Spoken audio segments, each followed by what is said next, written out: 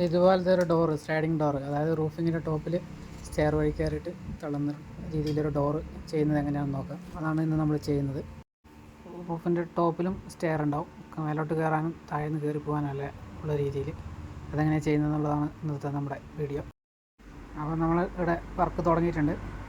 ഇവിടുത്തെ നമ്മൾ തുടങ്ങുന്നത് പറഞ്ഞു കഴിഞ്ഞാൽ മൊത്തം വർക്കാണ്, സ്റ്റാർട്ടിങ് തൊട്ടുള്ള വർക്കാണ് കാണിക്കുന്നത്. കാരണം പിന്നെ റൂഫിങ്ങിൻ്റെ തുടക്കം തൊട്ട് ആ ഒരു ഏരിയയാണ്, ഈ ഒരു ഏരിയയാണ് നമുക്ക് റൂഫ് ചെയ്യേണ്ട ഏരിയ.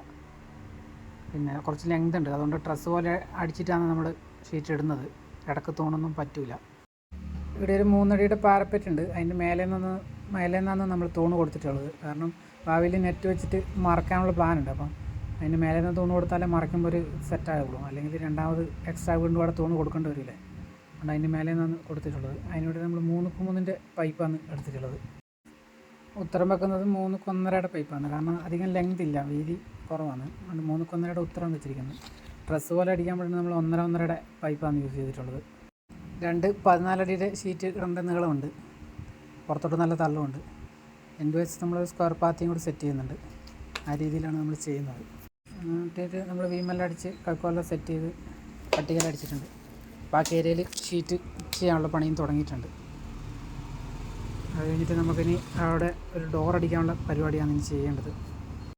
അതിന് വേണ്ടിയിട്ട് നമ്മൾ ആദ്യം സ്റ്റെയർ അടിക്കുകയായിരുന്നു. സ്റ്റെയർ കേസ് അത്യാവശ്യം കയറിപ്പോകാൻ വലിയ ആവശ്യമൊന്നുമില്ല, എങ്കിൽ പോലും നല്ല വൃത്തിക്ക് കയറിപ്പോകാൻ. മേലെ ഒരു ഗോഡൗൺ പോലെ ഒരു സ്പേസാണ്, ഓപ്പൺ സ്പേസ് അല്ല. അവിടെ അതിൻ്റെ ഇടയിൽ ഓടെല്ലാം ഇട്ടിട്ട് സെറ്റാക്കിയൊരു ഏരിയയാണ്. അത്യാവശ്യം സാധനങ്ങളെല്ലാം സ്റ്റോർ ചെയ്യാൻ പറ്റും. അപ്പോൾ അങ്ങോട്ട് കയറിപ്പോകാൻ ഒരു ഡോർ വേണം. അതുകൊണ്ട് നല്ല വൃത്തിക്ക് തന്നെയാണ് ഞാൻ അടിച്ചിരിക്കുന്നത്. 7 ഇഞ്ച് ഹൈറ്റിലുള്ള സ്റ്റെപ്പാണ് നമ്മളിവിടെ സെറ്റ് ചെയ്തിരിക്കുന്നത്. അത് കഴിയുമ്പോൾ നമ്മൾ ഡോറിനുള്ള പണി തുടങ്ങുകയാണ്. ഡോറ് എൻ്റെ മേലെ ഒരു ആംഗ്ലർ സെറ്റ് ചെയ്തിട്ട് അതിൻ്റെ മേലെ കൂടെ പൈപ്പ് ഓടിക്കാനുള്ള പരിപാടിയാണ്.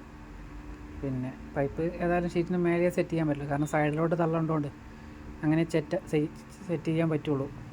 കാരണം മേലോട്ടും താഴോട്ടും ആണെങ്കിൽ നമുക്ക് പതുങ്ങിയിരിക്കുന്ന രീതിയിൽ സെറ്റ് ചെയ്യാമായിരുന്നു. പക്ഷേ അങ്ങനെ പറ്റില്ല, കാരണം നല്ല ലെങ്ത് വരുന്നുണ്ട്. മേലോട്ട് അങ്ങനെ സെറ്റ് ചെയ്യാൻ പറ്റില്ല, അപ്പോൾ സൈഡിലോട്ടേ തുറക്കാൻ പറ്റുള്ളൂ. ആ രീതിക്കാണ് നമ്മൾ ചെയ്യുന്നത്.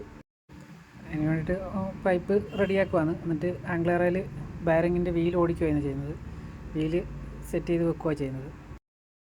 ബയറിങ് വീല് സെറ്റ് ചെയ്തിട്ട് അത് പൊങ്ങാത്ത രീതിയിൽ പിന്നെ അടിയിലോട്ട് ക്ലാമ്പ് പോലെ സെറ്റ് ചെയ്യുന്നുണ്ട്. കാരണം പൊങ്ങിപ്പോകുന്നുള്ള വിഷയമൊന്നുമില്ല, നല്ല ഫ്രീ ആയിട്ട് സ്മൂത്തായിട്ട് പോവുകയും ചെയ്യും. നല്ല ബയറിങ്ങിൻ്റെ വീലാണ് സെറ്റ് ചെയ്തിരിക്കുന്നത്. ഇതാണ് പൈപ്പെല്ലാം ഫ്രെയിമെല്ലാം സെറ്റ് ആയിട്ടുണ്ട്. ഷീറ്റ് അടിക്കുന്നതിന് മുമ്പുള്ള ഇതാണത്. ഷീറ്റ് അടിക്കുന്നതിന് മുമ്പ് അത് കണ്ടാൽ മനസ്സിലാവുള്ളൂ.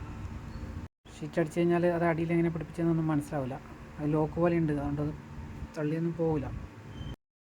സ്റ്റെയറിന് കയറാൻ വേണ്ടിയിട്ട് നമ്മൾ ഒരു സൈഡിൽ കൈവരി വെക്കുന്നുണ്ട്, 2 സൈഡിലും വെക്കുന്നില്ല, ഒറ്റ സൈഡിലേ വേണ്ടു. കാരണം അത്രയും സമാധാനമില്ല. അങ്ങനെ ഒരു സ്റ്റോറേജ് പോലത്തെ സ്പേസാണ്, അത് ഒരു സൈഡിലേ വെക്കുന്നുള്ളൂ. അതുപോലെ തന്നെ ഷീറ്റിൻ്റെ മേലെയും അതുപോലെ ഹാൻഡ് റെയിൽ പോലെ വെക്കുന്നുണ്ട്. കാരണം പിടിച്ചിട്ട് മേലോട്ട് കയറുമ്പം വീഴാതെ ഇരിക്കാൻ വേണ്ടിയിട്ട്.